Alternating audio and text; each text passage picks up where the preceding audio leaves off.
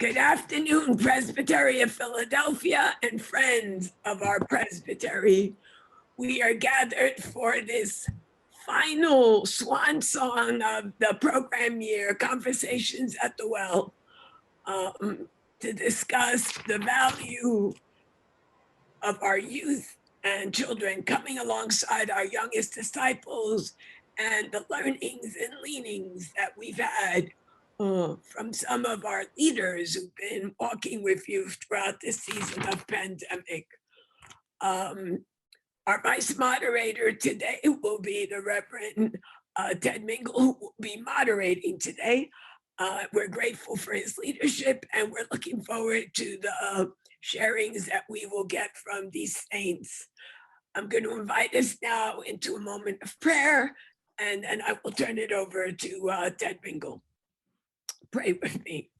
Gracious and extraordinary God, as the thunder seems to be calling our attention in the sky, we are grateful for this opportunity and this space that has become so familiar to gather and share what's on our hearts, the resourcing, the learnings that we've had throughout this season. We are especially grateful today for a ministry that is embodied in so many of our communities and community ministries as we come alongside children and youth, those so cherished, which we have responsibility to grow and love and affirm. So Lord, we ask that you be with this conversation. We are grateful for the ministry of First Germantown, Swarthmore, and Chestnut Hill in a particular way as they share their learnings with this community this afternoon. So on this day, Lord, we entrust this conversation in the name of Jesus into your hands. Amen. Amen. Thank you, Ruth. Welcome to our Conversations at the Well, as we focus in on the topic of walking alongside our youngest disciples as we discuss youth ministry amidst the pandemic. Firstly, just wanted to say that youth ministry has been a passion of mine, as I have served a couple of churches as a youth director back in the day, which was roughly right after Moses parted the Red Sea. So that might take a moment for you to get that. Take your time. So I look forward to hearing from our youthful panelists today in terms of youth ministry and the challenges as we come out of the pandemic, and what we can learn from our youth and what is now embraced as a new norm in youth ministry. Just a couple of reminders in terms of our virtual conversation today. Please keep your mute button on so that we don't hear any barking dogs or distractions in the background, which always depends on our locations, as you know. If you have a question or comment, please use the chat room. And the hope is by 2:45 p.m. or 2:50 p.m. or so, we'll have time to ask the panelists one last question from the chat room if we have the time available to us.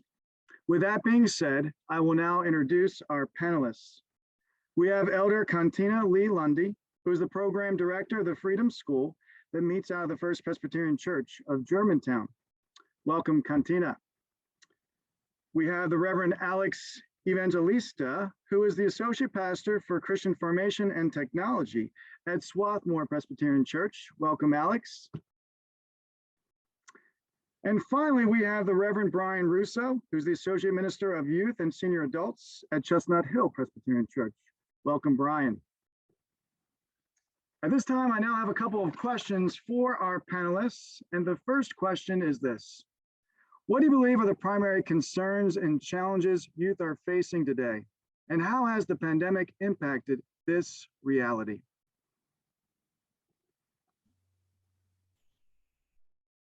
I'll be happy to jump in, Ted. I think Thanks, Brian. A macro level, of course, you could think of the political arena that they find themselves in, the division around them. You could think, of course, of the pressing issues of climate change that will affect all of us, but will affect them potentially more directly just because of their age. The threat of gun violence everywhere, all these things around them, which I think conspire to affect them deeply mentally.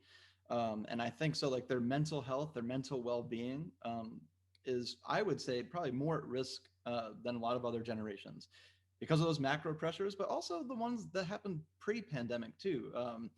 the amount of stress that's on them always to overperform, to constantly, be building a resume or a portfolio or something to get into school. And then in school, you have incredible college loans if you're even lucky enough to go there. And so the debt that you incur financially, but the debt that you also incur just mentally, where you're just constantly, I think, bludgeoned with just a lot of pressure, and not just social pressure, because we can talk about like Instagram and social media, that stuff too.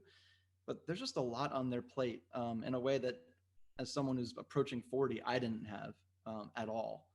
I feel for them.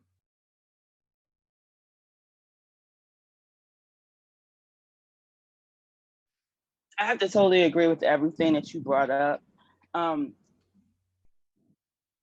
also, they were spending a lot of time with their parents where they weren't spending time like this before, because they had all these outside activities.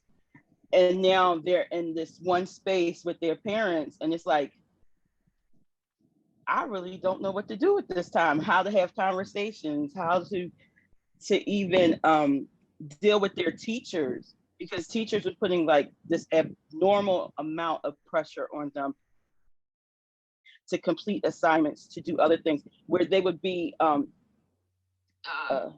guess, like more lenient on them when the regular world was going on. So a lot of my kids, I work with K through sixth graders during the school year, and they really suffered greatly during this, because it was like 1 minute they were around their friends, and then the next minute they're in the house, and then they're like, oh, I really miss my friends. How do I address that? How do I address it with my parents? Parents were even like, I don't know how to talk to my kid. Yeah, and I think I'll add to that as well as of right before pandemic, having conversations about connection and how youth relate to one another, and the nature of those relationships and the quality of those relationships, and how social media impacts how deep those go, I think was even brought more to the forefront with the pandemic, when the way that you communicate with said friends is through social media, and navigating, the youth navigating that space to still maintain those meaningful relationships, right? I think that conversation came a little bit more to the forefront in this pandemic.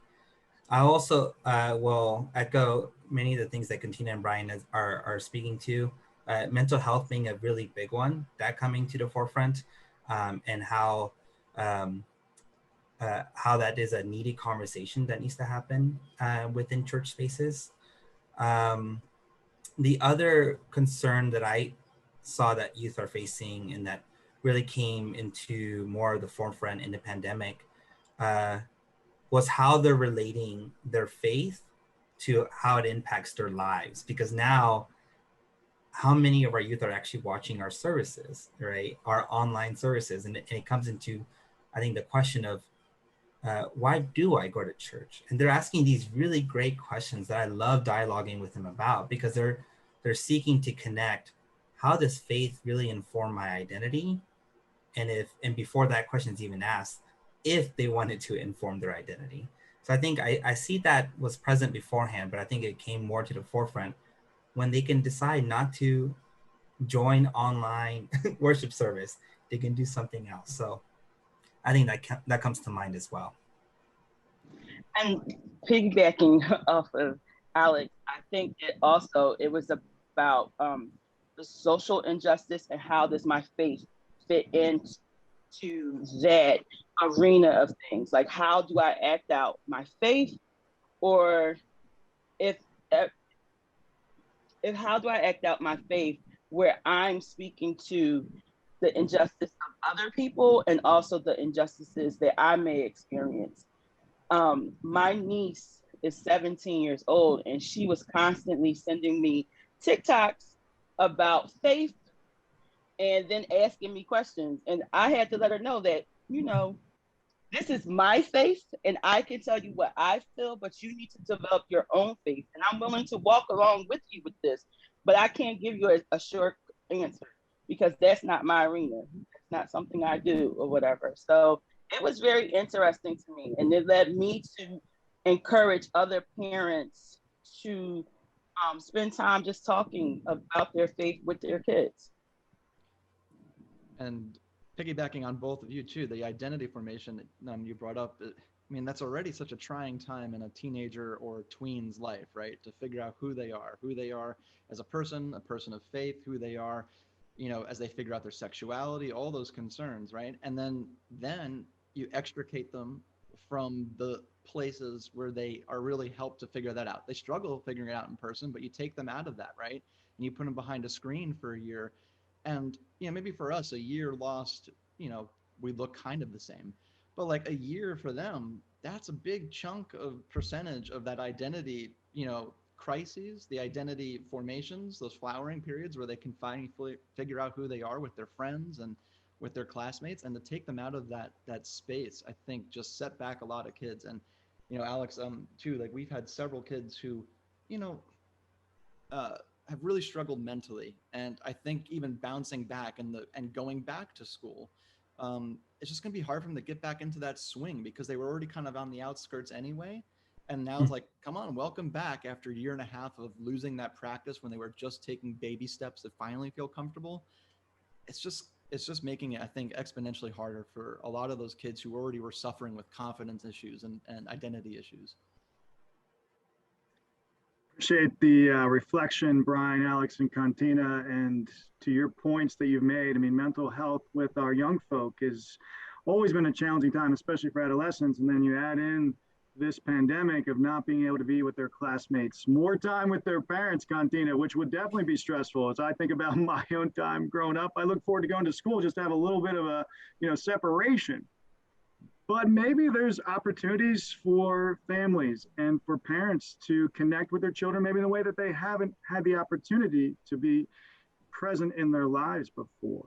And maybe there's opportunities for re-engagement for families in a very positive way, and certainly in a way in terms of faith formation as well. Maybe some of those questions that parents would say, oh, that's for the church for you to kind of discern through. Well, maybe now more responsibility comes to the parents in a good way to dialogue with their children. So just thinking through a little bit, what have you found to be helpful in this process in terms of how to be able to minister to youth in this challenging time? What are some of the opportunities to engage with them? I've heard a little bit in terms of conversations. What else has been helpful in this challenging time in terms of reaching out to youth in your context? Yeah, so I can go. So there is, where can that go? One of the things that Cantina shared about, you know, social injustice and like responding to it, I think, and really them owning kind of how does my faith inform, right? Because sometimes the question I would raise with them, and they would name that they didn't know how faith would inform the response. And that would be a great starting point for us having conversation. One of the opportunities that came up in parallel with also, I think I will just name another concern, which is that sometimes when youth graduate, they feel like they're graduating church, and they find this awkward space that exists when they're in college because they're too old now for youth group, but too young for like adult church. So they find this awkward space. And that when we think about youth being the future of the church leaders, it's been helpful for me to realize how they're church leaders today, that they can really own that space. So one of the opportunities that came up in my ministry in this pandemic year was how exhausted the youth were for Zoom youth group, etc. And then when we were looking at Easter and for Lent, I wanted to step into that opportunity of both youth being the leaders of the church today, as well as them reflecting and having that internal debate of how their faith informs their approach to social justice. And we called that the Stations of the Cross. So we had many of our youth reflect on 14 scripture passages, traditionally known as the Stations of the Cross, and equipping them with reading those passages through the lens of social justice.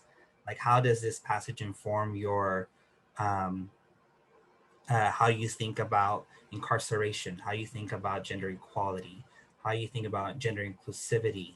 Um, and it was such, I was so proud of them. I was so honored to hear their reflections. And I think that had to do a lot with me attempting to be as flexible as I can with the changing nature of pandemic, because they were willing to record and to write it. So we had the 14 stations in our garden where the congregation was invited to either walk or listen through the podcasts. These reflections led by our youth that also connected social justice to their faith, and then with reflection questions that some of them were bold. They were challenging the congregation. I would say they were challenging me, right? And it really had to do, I think, with stepping into the opportunity of embracing their leadership today, and also doing the best I could to be flexible with the nature of the pandemic that kind of requires that flexibility and that innovation.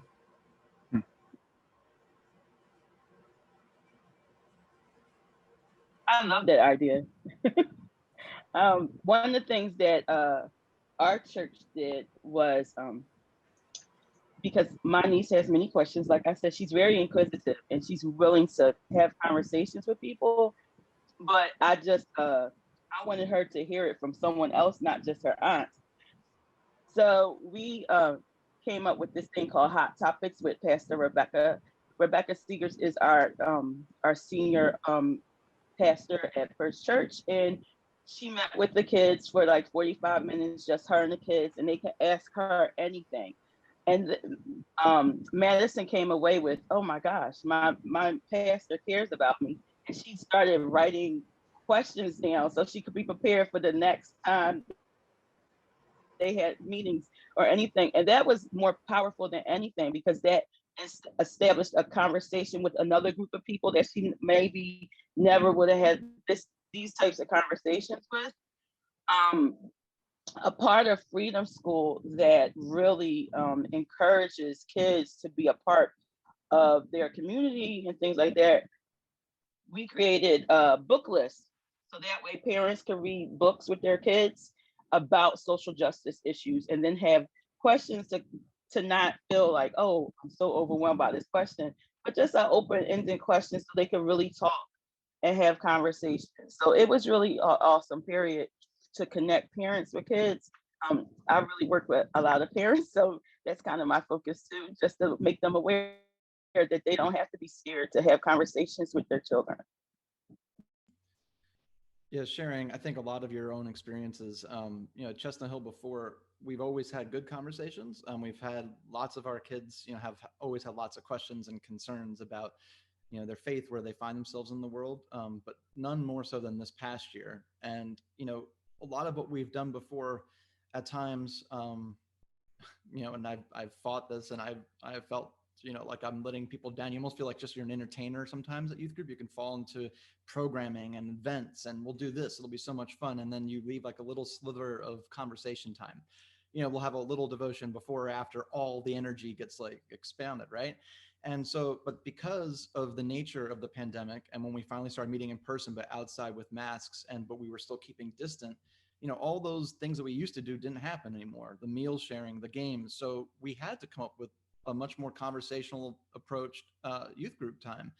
And I'm so proud of the kids for engaging me in the way that you guys just talked about your kids doing it, where not only, of course, are they thinking, but they're willing to open up in front of everyone with their concerns, with their private concerns, with their private doubts. And so the conversations that we had were not only life-giving for me and for, I think, that individual opening up, but then other kids hearing like, oh my gosh, like that's exactly what I'm going through, or those are my questions, or that's my fear, for my future. And so I think to answer that first question, yeah, it reinforces that, at least for me, that youth group is not just about entertainment and fun and energy and as much as important those things are, but it's making sure you remember to still keep that focus on the bedrocks of what's important in their lives. And a lot of that stuff will come back, the games, the fun, the dinners that we used to do, but I think definitely remembering, man, these kids are ready to share, they want to share, they want to talk more, so carving out a lot more time for that going forward. Well, I appreciate And I, those. I'm sorry, go ahead, oh, Cantina. oh, and I also think they want to take leadership roles in the programming that is taking place. Like they want to some say so in it. They want the best way to buy into something is allowing them to take the leadership roles and to direct where we're going with this, or how like it really causes leaders to kind of step back and say, oh, they were paying attention. Like you see the fruits of what you poured into during this period of time. Appreciate what you're saying there. Certainly, I'm hearing that allowing the students to take on more leadership, within, their own youth group, but certainly a part of the church family a little bit more in terms of their engagement and that level of depth that I'm hearing as well. I'm a guy way back, as I said, when Moses parted the sea, and youth ministry was about programs and Shelby Bunny and all those silly games, right? And maybe we talk a little bit about faith or meaningful parts to life. It wasn't that it wasn't there, but I really appreciate the fact that you're diving deeper into these important topics, whether it's racial justice, whether it's, gender inclusivity, or whatever those topics are that are on the kids' hearts and minds, that there's an openness and a safe place for them to talk about these concerns and thoughts that they have in their lives, which, as you said, mental health is a concern right now. And if they're able to share their thoughts and feel like it's a safe place, they're going to heal and they're going to work through this in a way that they wouldn't have had if they didn't have these opportunities to engage. So I really appreciate what you all are doing. I'm really inspired about youth ministry right now. If I can add to that, Ted, I think one of the things that I say often to our youth, and specifically our confirmands right now, is that I don't want you to go through this confirmation process and what you learn is that you need to come back to church. But that it's really about this radical decision to identify in the way of Christ, of loving neighbor, of doing these things that don't make sense, caring for others when you could just look out for yourself. Like you're making an identity choice, and really, I could see that they're craving for that, to really understand how that decision impacts them, right? In the way that they think about all these things happening in the world. Yeah, no, I appreciate what you're saying there, Alex. And the church is so much more than Sunday morning, right? And to be able to engage our youth and hopefully our adults too, in a more meaningful way and thoughtful reflection and prayerful reflection in terms of what's going on in our world and how that relates to our faith, and just opening up more so about our lives, that we become more present in each other's lives and connect with each other more so on a deeper level. Really appreciate that. So thinking about the next question, what can the church learn from our youth and how they've responded in being disciples of Christ in this challenging time? I think sometimes we talk about the youth being the future of the church, and as you all know, they're the present of the church, right? So what can we learn from them? What are we seeing in them that, wow, I want to be more like they are in terms of how they're reflecting on their faith during these difficult times? I think right off the bat, one of the most obvious things that I've known in the last decade, also the nature of my job working with the senior adults and the youth, is just the flexibility of kids and acceptance and tolerance to live in a new world and to adapt. And, the pandemic put all that again first forward. They had to adapt more than any other probably class of age to what their whole life was, to what it became, and to probably what it's going to be. But you see it in minor ways too, like just even like their acceptance on mask wearing. They are a lot more willing to listen than some of my senior adults who are willing to battle me a little bit on that. But then there's also just, again, just the acceptance of each other. They grow up in a world where, they're around people who are of different faith, different nationality, different sexuality. And, in my age, when I was going through high school, 1995 to 1999, I knew, I think, of maybe one or two gay people, but they didn't come out of the closet. It was very hush hush. And we have Pride weeks, and they wear it on the sleeves. We have several in our youth group who identify in that manner. And I just think then their level of acceptance, the wide reaching scope of their love, bringing all in people into the fold, is something that we all can learn. And thunder's intense over here, sorry. But they constantly teach me, and I think they constantly teach our older members, that Love takes on many forms, and it's beautiful in so many different ways. And when you try to pigeonhole it down to small boxes, then it really confines God to that box, but the color also evaporates. So yeah, they're just pretty incredible. And it's their willingness to just be open and to serve and to speak up against things that they don't think are going right. Like, I'm always impressed with young people, just they're willing to, like, I'm just going to say what I have to say, and if they don't like it, they don't like it. And I'm like, whoa, I wish I had that kind of energy. And sometimes I do, because I realize that I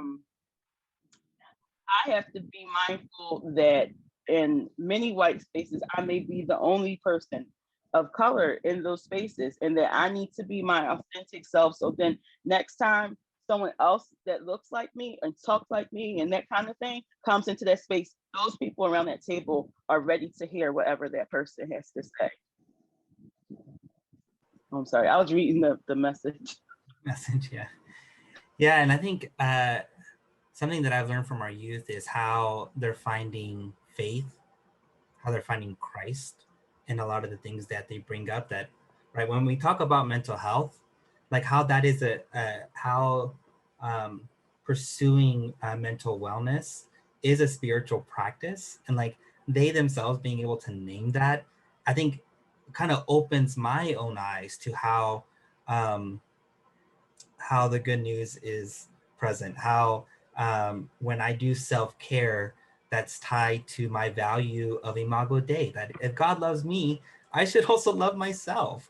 And like them being able to just name spirituality in a way that's more expanding of my own understanding of it has been eye-opening. And I think also, back to your original question, Ted, a way that we can continue to step in as a church to seeing how faith is being expanded by how they're seeing it. You know, when they're talking about their experience with some of their favorite music that is in touch with their values and their beliefs, like it's not a song from our Presbyterian hymnal, but it does affirm, right, that the love for self, the love for neighbor, like they're able to name these values and beliefs that come from our faith that is expanding beyond how I would traditionally have called faith or, you know, spiritual practice. Wow, well, what you all just said has just really touched my heart in terms of our youth. I mean, just their welcoming spirit, right? Loving all of God's children, no matter what the diversity might be, you know, that inclusionary heart that they have, that we as adults need to have more of that in our hearts and our minds. And I think they are an incredible example of, you know, looking at every single human being as a being of God that matters. And I really appreciate that spirit about them that you all have shared. And again, Cantina, what you said, just the willingness just to share what is on their heart, right? That willingness to just be true in who they are, right? And ask those difficult questions. I mean, there's something that's really good about that and honest about that, and that sincerity that I really appreciate. And I appreciate that spirit about our young folk. And certainly what you said, Alex, in terms of self-care, right? Being mindful of their mental and emotional health and how that intersects with their faith is, you know, so important, right? Love your neighbor as yourself, right? And they are certainly learning through this, even though it's incredibly difficult and challenging, what it means to love themselves and what a beautiful creature God has created them to be, and that they really look at that as a priority in terms of self-care. And I really appreciate that. And so much to gain from our youth. And you all have just summarized that in beautiful, thoughtful ways. And thank you. And Ted, if I could say one more thing on that, you know, the interesting thing, I often, you know, people label young people as being so involved with themselves and being so entitled and all these things, right? The reality is, I think that they actually struggle with what you just described more than anyone give them credit for. Loving themselves is a lot harder than loving someone else. They seem to have that part figured out. They can show love outwardly. Inwardly is the one that they struggle with. And I think partly that's this, right? You know, Instagram, all those things, like it's all over a constant mirror that they're measuring themselves up against other people, whatever it may be. But that's a hard one for them. And I think that again speaks to what we first talked about with like the mental well-being. So it's encouraging that they can love outwardly so easily and naturally in some respects. But the internal love and or looking inward, that's hard. Maybe that's where we step in as a church, right? Yeah. You know, Psalm Exactly. 139. We are fearfully and wonderfully made by God, right? To just really reinforce, you know, God's love of them, and which we all need to know, right? Because at the end of the day, we all feel those pressures to achieve and to look the right part, if you will. And I think what a great message we have to give to our children, and you know, in terms of what you're just saying, Brian, as well. Can we respond to Adon's comment? Am I allowed to talk to him for a second? You are. Sorry, I missed that. No, I just but want please to. do, Brian. I don't know if they consider that. I've had more interest in the church this past year. I don't know about my colleagues on the screen in terms of leadership. I think Katina just spoke to that before than previous years, and I think that's because of the happenings in this world, that they can see that ministers have a voice that can incite change, and I think they want to be a part of that change. So I think even though before I haven't had any that have entered ministry, I've had only one that had considered it and didn't, but also, I'm a second career. I didn't consider ministry when I was a teenager either. So hopefully, I think with all the important things that the church is doing now in the lives of these kids and how they want to be on the forefront of change, I imagine, or I'm hopeful maybe, that we'll see some more leaders in the church step up from this type of youth group.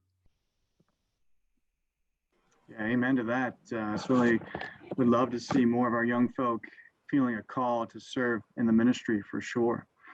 Right. If I can add to that too, I think, right. So I mentioned earlier about the, I hope that you leave here not learning that all you need to do is come back to church, right? I really hope it's about this understanding of being church. And one of the things I try to teach them as often as I can is that a calling on your life is where a passion of yours meets a need. And that is a calling, that is a area of ministry. And I think, expanding even how if it's not of like traditional ministry, that the work that you do in your life is ministry. So my hope is to really teach them that, so it's more expansive, that it doesn't have to be elder or deacon at so and so church, but it becomes a way of life, that you're doing ministry as a vocation. So I really hope that that's something they really take on going forward, because if they don't come back to church, like our church or a specific church, but if they're being the church, I think that's what I'm more worried about too. I appreciate what you're saying, Alex, too, to reframe that so that they can see ministry in a wider lens in terms of what God might be calling them to do. And, that's encouraging news in relationship to those next steps for our young folk and a calling that God might have for them in their lives. Next question that I have for you all. Over the past 15 months, what have you learned about youth ministry, and how do you believe that will shape youth ministry going forward? In other words, what is a change that you've embraced that you believe is here to stay?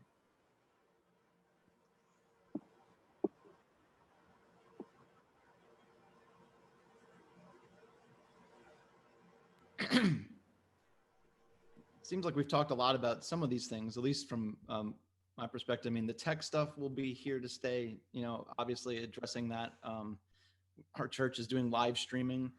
We've never done that before. We have, put in cameras and sound systems in a way. And so, the nature of what it means to be an active member of the church is probably going to change, not just for young people, but for a lot of people. A lot of people have grown accustomed to 15 plus months of watching us on a screen, do Sunday morning worship. And so, a massive change, I think, that's going to happen, though the youth have been present for youth group. Like, I don't know what their watching patterns have been at 10 a.m. Maybe they've been tuning in. I doubt it. They've probably been tuning in 1 p.m. if they've been tuning in at all, right? And so maybe on Monday or Tuesday. And so I think a hardship will be, how do you reclaim that worship time? And do you even have to if they're watching elsewhere? And I think that goes a bit to what Alex was just talking about, is, it's thinking larger than the boxes that we have always thought about. How do you worship correctly at this time? How do you then become involved in this way? But that's going to be a big hurdle, I imagine, is, when are they engaging, and how can we measure that? And how do we keep them engaged if they're just still watching from behind the screen, which is great. but getting them back into that community. So it's not just youth group screen, but they're still seeing the older generations who will probably be the first ones to come back maybe before them. I don't know.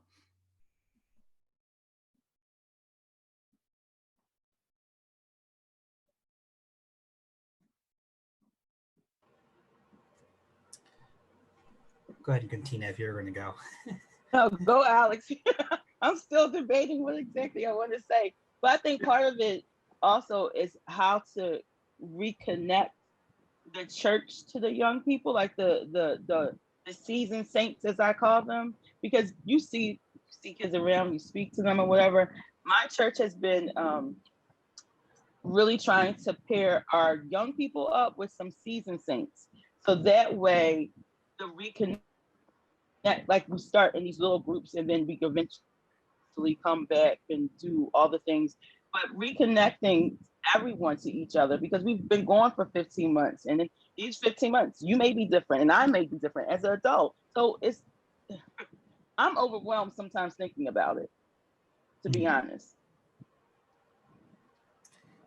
Yeah, and I think something that was said earlier of how like the youth are really bold with what they say and what they're questioning and all of that. I think that's something I hope that continues in to your question, Ted, about how youth ministry goes forward, because the questions that they ask are also questions that adults are asking, and really beginning to embrace an environment where we're all growing together, both young and older.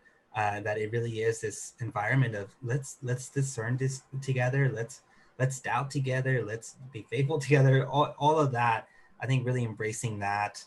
I also one of the things I see in the comments here that I think is important is, I remember one of the conversations I had with the youth was we were talking about church and how community is a big part of why they go, but they also acknowledge that they could find community elsewhere. And in fact, on things that they might care more about, like a tennis group or, the Sunrise Movement, right? Those who like volunteer there, like there's so many places you can find community. So if that's the main draw, they could find something that might be more important to them. So, and it raises the question of, what exactly is this community specifically wanting to do? What is the good news that we're holding and claiming? And I think moving forward, I think really dissecting that question together with them is part of part of the joys of the ministry, because they're asking those questions of like, why should the church care about social justice? Why should the church care about X, Y, and Z? Because then they're part of a community that's actually walking and talking the good news. So I hope that continues to go forward, really dissecting that question with all the generations too. And I think we also have to teach adults to just listen and not try to fix things. Kids have already, like, they just want to get it out. They just want to, and adults, so oftentimes they just want to fix it. And for me, I'm learning just to actively listen and then wait to say, well, what do you want me to do? How can I help you with this? And I think that we need to help congregations, adults, those kind of things, ask those types of questions of young people, because then they'll answer you. They'll just say, oh, I don't want you to do anything. I just wanted you to listen. Wow. I can do that. Wow. That's something easy. And I mean, to Katina's point, the great thing about what they'll say too, which sometimes adults struggle with, is I don't know. And I think it goes to your point, right? Where we trying to problem solve, we try to supply the answers, here's the answers to your questions, here's the faith where your doubt is. But being in that gray, that tension is not only, I think, where we all are if we were to admit it at times, right? But it's just true to what they are. And being in the I don't know space is okay. And that it speaks to your point, saying, pull back from supplying those answers, from talking over them, but listen and employ some silence, some quiet time. So those, I often talk with the kids, before, again, the pandemic, their lives are so programmed, so overscheduled, that they never have a chance to pull back. And maybe, of course, this year was too much pulling back, but like, you know, the time that, you know, I grew up without, you know, cellular technology, you had to be bored because there was times you were just bored there. You couldn't, there's only so much horrible TV and cartoons you could watch before it's like, enough, man. So you had to go knock on someone's door or go outside and play in the street. You know, you had to do something like that. And I'm hoping that that pullback to allow space to be that I don't know will allow for creativity, formation, the things that we talked about before, but also have us employ that too.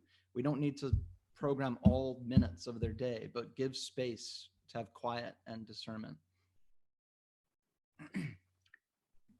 Appreciate those thoughts. And I think as we are coming out of the pandemic, finding those opportunities to continue to bring the kids back together for community. And I think one of the great things that the church has to offer is generational diversity, right? Where kids can be engaged with others that are in different age groups. And I think that thoughtful reflection, those opportunities that you spoke of, Alex, and Brian, also thinking about, you know, just reflective, quiet moments, but finding ways that we can engage them in community within the church family, I think going forward is really important. So I appreciate what you're saying. This is really excellent conversation and thoughtful reflection. And I know that Greg, who has had a heart for youth ministry for many years in his own career, has a question or two that he might want to ask you all as well. Thanks, Reverend Ted. Yeah, again, this has been a life-giving conversation for me. I mean, one of the things that was a gift to me when I came into ministry in this presbytery was seeing the abundance of giftedness of folks coming alongside our young people in ministry with a layer of intentionality, pastoral care, theological honesty, and richness. Like it, you all are demonstrating youth ministry is not a juvenile JV version of ministry, but it takes a layer of deep intentionality and care. And so grateful for the way that you have modeled it, and grateful that our young people are in your care. So thanks for that. One thing that I have two questions that I kind of wanted to throw your way. One of the things that you have mentioned has been about what has been a benefit in this season related to the intentionality of youth and how they've been able to break from certain rhythms. But we are at a space right now where a lot of folks are so anxious to get back to that normal, as folks call it, which a lot of us have been like, that was not normal. The pre-pandemic patterns and rhythms, and even the way we did church was not really normal. It was also oppressive in a lot of ways. And many, especially teenagers and youth and children, were falling through the cracks and getting lost in those rhythms of hurry and pressure. And Brian, you mentioned the macro pressures, but also the inability to just love themselves. And yet now they're in this space. So here's my question is, what are you thinking through in terms of youth ministry as we're facing these realities of returning to normal? How are you coming alongside teenagers to not so much return to normal, but to redefine normal for them, to lean into a new way of being both church, but also human and neighbor?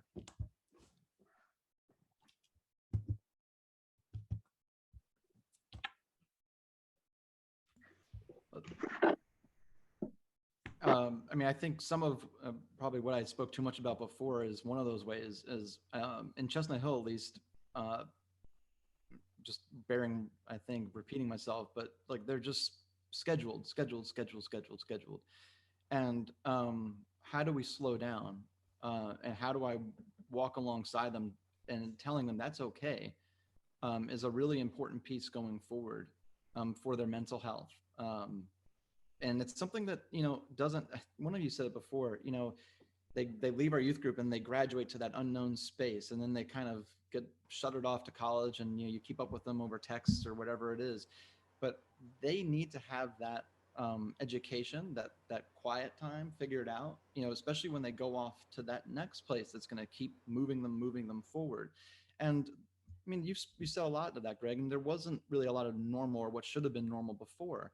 And so it's encouraging them to not just to go back to the status quo, that speak up, you know, when you see injustice, you know, we did some thing earlier in the year, like turn your Instagram not into like pictures of yourself, but into social justice, for a week. Like, use your platforms that you have available to you to not just say, yeah, that's terrible, and then go back to the way it was. But now that you've seen that change can actually happen, maybe in small steps, but it can happen when enough people really care about something, don't lose that. Like, let's keep going forward, because of course we have not gotten there yet. There's a lot more work to do. So how do you keep doing that and recognizing that even when you have a setback, that the movement's not lost, but you keep going forward, I think is an important thing for them. Yeah, that's good. I think I would add to that of, right, because I've loved how the youth have been able to participate in our services, or even preach for the Youth Sunday. And I think I would want to step more into that new normal of them being invited to co-create with us. And I think that also has to do with something you mentioned, Ryan, about, the programming is one of our favorite things to do as Presbyterians. And like really the new normal, I think of seeing how ministry can exist outside of those traditional ways of doing it. Like when we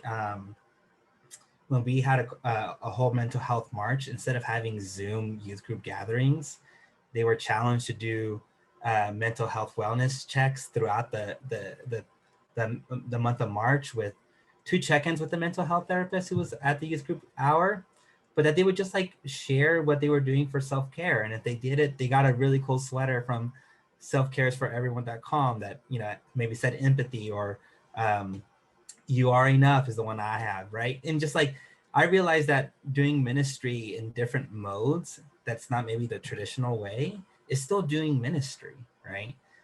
So I think that in collaboration with the co-creation is what I hope in that stepping into the new normal with confidence, that they're walking on one side of us, and they're expanding how I even see ministry.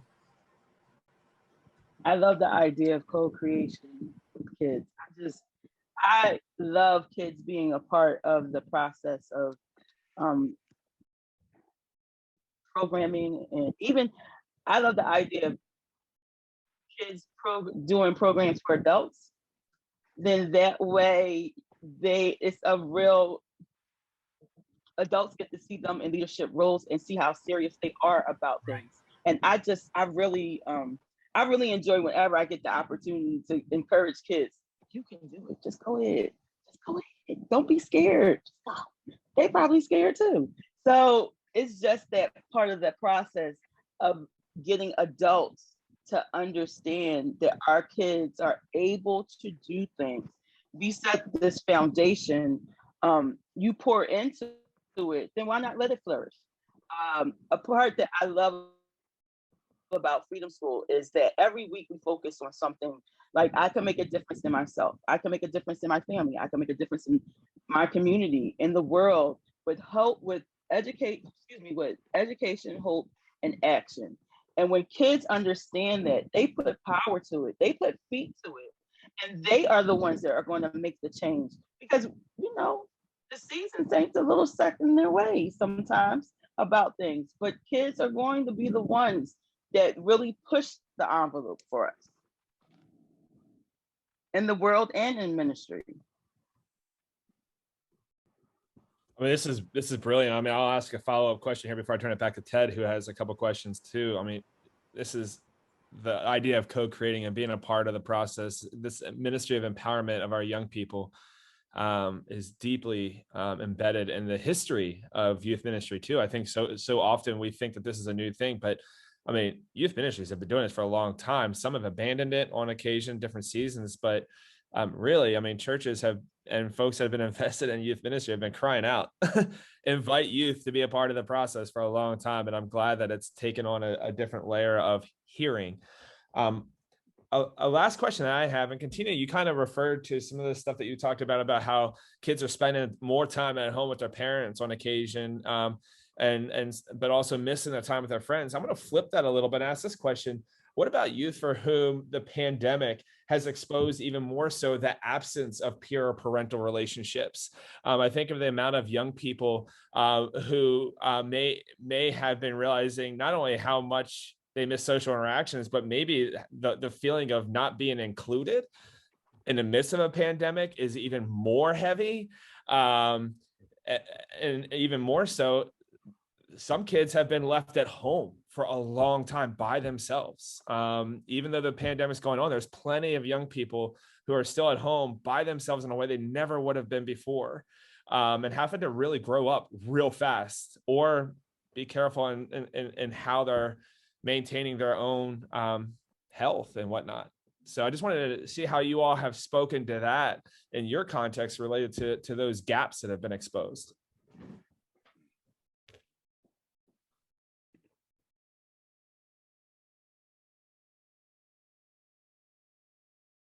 Most of the kids that I come in contact with, they did have some type of village around them that was there for them when their parents couldn't be there. But now that you say that, that makes me wonder how many kids fell through the cracks during this time.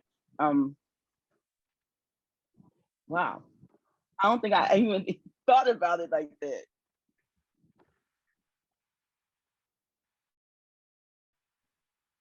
Yeah, the hard thing too, Greg, and I think I said it somewhere near the beginning, was, some of the kids who were a little bit uncertain about being involved, the pandemic kind of made them go further into their bubble.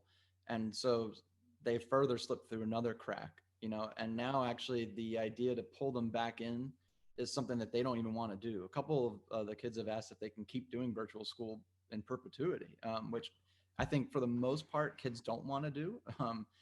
But a couple of them have said, like, I'm actually doing better. I'm doing better by myself. So I think I understand your question. I think some of the kids, though, like, have somehow thrived. And I'm not sure a lot of us would see it that way, but they feel like they've become, they don't have to, this goes a little bit off your question, but they're not dealing with a lot of that peer pressure that they saw in school. They're able to focus a little bit more on who they are, on their studies, at things, without someone being around them all the time or wondering how they're looking in that person's eyes. Yeah, I don't know. It's been hard for everyone.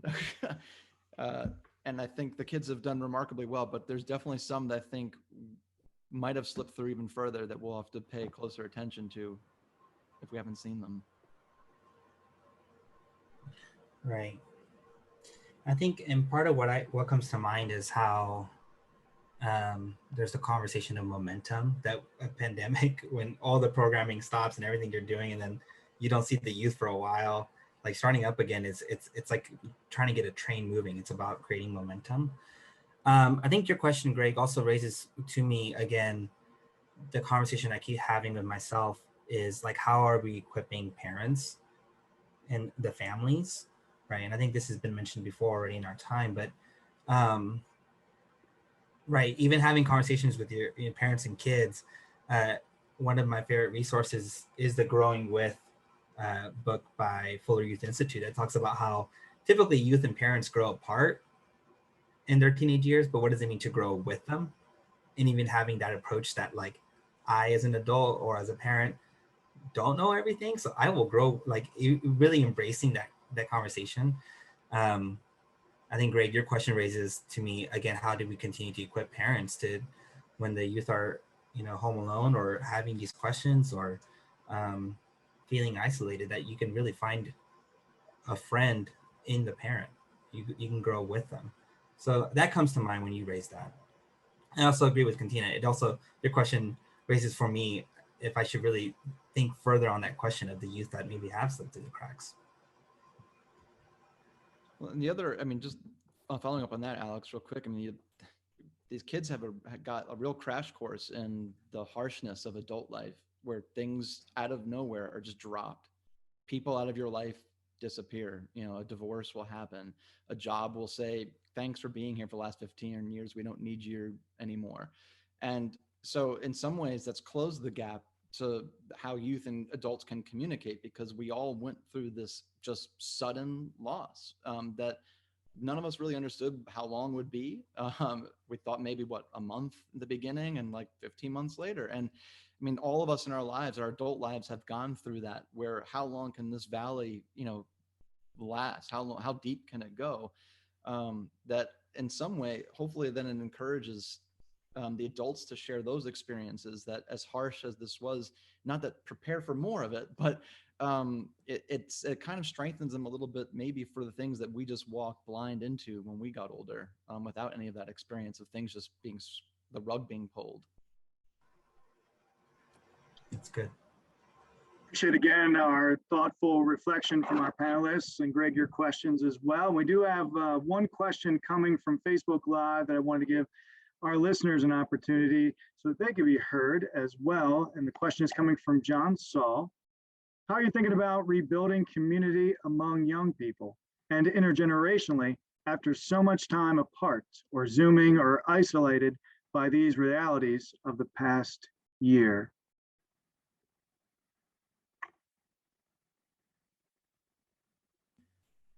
Well, for our kids, we did Zoom for the first 4 or 5 months, and it was hard, and none of us wanted to do it. And so then we just started. We're very fortunate. We have a big parking lot in the back. You know, some churches don't have a space where you can meet outside, and quite frankly, we just sat outside with masks, no matter if it was 20 degrees, 10 degrees, cold, snowing, raining on our heads. And so we've been fortunate that the community, at least amongst the youth, has not been on the screen for the last, probably 8 months. So in some way, we can just kind of follow that up and hopefully be doing a little bit more, maybe without masks and things. But yeah, I mean, your question about how to get involved with the other members, with other generations, I think that's it will require some work, especially in those first weeks or months back, where a lot of the congregation probably is not ready to come back, though we'll be open. That some people, as we said, might be watching still from the screen, offering that we'll be giving to the members. So how do you do that? And I think it creates a hopeful, creative, problem for us to solve. Where how do we have these conversations, these fishbowl conversations, even where different generations and different ages can respond and do some deep debriefing. I think if we just return to church and start doing church, and no one, like when we finally come back, has a conversation, well, what was this last year like for you? We've missed the point. And so I think there's going to have a lot of opportunity for all ages to kind of talk about, where did you suffer? What did you learn? How are you still suffering? What changed? And not keeping it in little silos, but opening it up to all groups is a thing that we should do. And I think also just, I think also just asking people,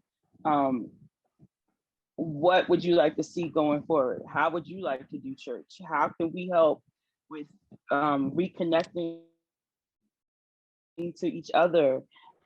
Christian did a great job. Our youth director, our director of Christian education, he did a great job with keeping up with kids. And now that we're starting to reopen a little bit, trying to get mentors for our younger people. And I even think they're going to be mentoring to those older, those seasoned saints, as I call them.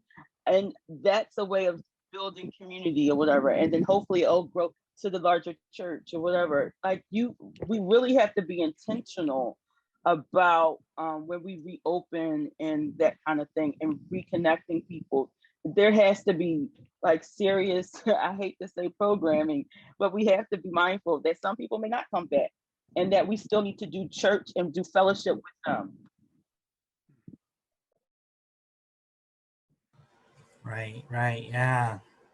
Yeah, and I really hope that part of seeking community and heading into the post-pandemic is really why this community, what's unique about this church, and why we call ourselves community and family, and really integrating again the leadership of the youth and in the many myriad of ways that they're already lending their gifts.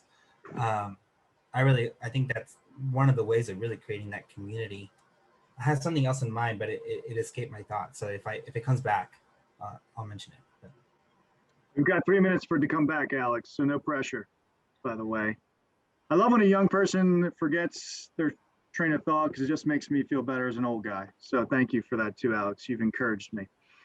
But certainly really appreciate all that you have shared today as our panelists. I've been inspired, encouraged, And as a minister in the church, just wanting to begin these conversations and engage our young people moving forward and to have them more a part of what we're doing as a church, I think is critical, and certainly creating space together in community is critical as well. So you've given me a lot to reflect on personally for my own ministry, and I think certainly for those that have listened today and that will listen later on down the road from this gathering together, but certainly inspired and touched by your thoughtful reflection and what God's doing in your lives as you lead youth in your particular context as well. So again, if we're in a regular crowd, I'd ask for a round of applause, but I don't know how that works when we can't see each other quite as well. But I do thank you all for your wonderful engagement and again, thoughtful reflection.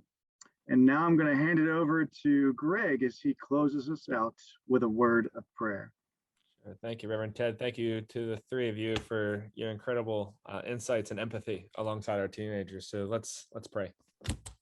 Gracious God, we give thanks that you came and dwelt among us as a young one, someone who went through adolescence, was a teenager, and experienced so much of what it's like to evolve in the midst of this mysterious time, and taught us what it means to embrace mystery, but also taught us what it meant to embrace youthful leadership and to have faith like a child.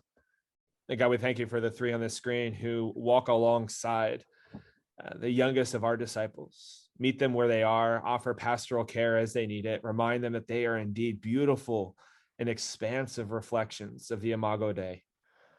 Thank you for the ways that they serve in various contexts. Thank you for the ways that they cast their nets wide in the embrace of youth from various places of intersection as they reflect the broad scope and mosaic of what it means to be called your people, what it means to be called the church, what it means to be called the beloved community. God, we thank you for the ways that they're walking alongside teenagers struggling with their own identities, their own self-worth, maybe even oppressive rhythms or struggles at home. Thank you for the ways that they've nurtured a sense of vocation and leadership. Thank you for the ways that they continue to create and cultivate space for honest questions and searching. And along the way, may they all know that they are loved to love. And may they all know that they are continuing to lead us forward and closer to the day when all is new and right again. We pray all this in Christ's name. And all God's people said, Amen. Thank you all. Thank you all.